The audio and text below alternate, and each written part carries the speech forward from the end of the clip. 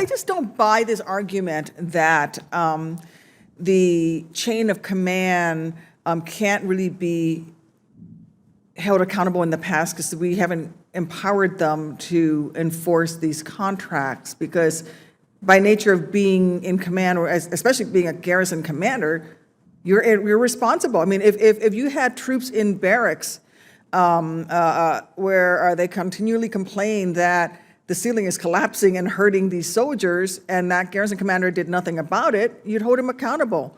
If you had a tank gunnery range, an aerial gunnery range, or a door gunnery range that was constantly hurting the troops who were operating that range, and that range was not up to standard, that garrison commander would be held responsible for whether or not he held whatever contractor that was running that range for you and keeping it safe for our troops to use. So I don't understand why not a single garrison commander, to my knowledge, has yet been fired over a failure to maintain these standards, period. And so, okay, that's the past. Let's look forward. I'd like to ask each of the service chiefs, is maintaining the highest quality of housing for your troops and their family members a line item on every person's evaluation report, all the way up the chain for garrison commanders, up to and including yourself? Right now, is it on you? Is it a line? Senator, it's not. Ma'am, it is at the flag level. We're looking at doing that down at the 06 level and below. So no, so far. No. How many years has it been? Why is it not? Sorry, General, go ahead. No. Well, I would like to recommend that it be one on there for every single garrison commander and all the way up to and including the service chiefs. Because until you're being evaluated on it, you can just walk away. And I've looked. I can't find a single person who's been fired over this.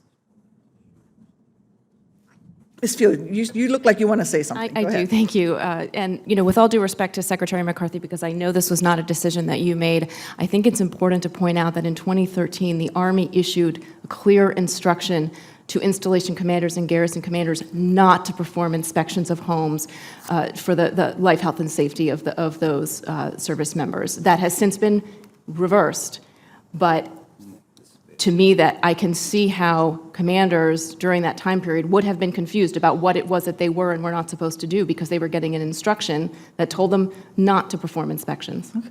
Well, I think that's a good point, and since that's been reversed, that's good, but that's not enough. I think it should be on their OERs, that they will be evaluated on this, period, for every single one person up the chain. I want to touch on one other topic, which is the family members who lived in this housing. There is no safe level of lead, especially for children, to be exposed to. None. Are we doing anything to track the children who have lived, the family members who have lived in these housing units? And are we keeping and maintaining a database so that we may track their health over the course of their lifetime, and so that they can themselves receive benefits and or health care that can be over the course of their lifetime? Because we know that children cannot be exposed to any level of lead safely. So what are we doing to protect the children and the family members in general who have lived in all of these housing units? Mr. McCarthy? Senator, we have the Army Health Registry, so when the family members come forward and put that into the database, we can capture that data and then track in each of these cases.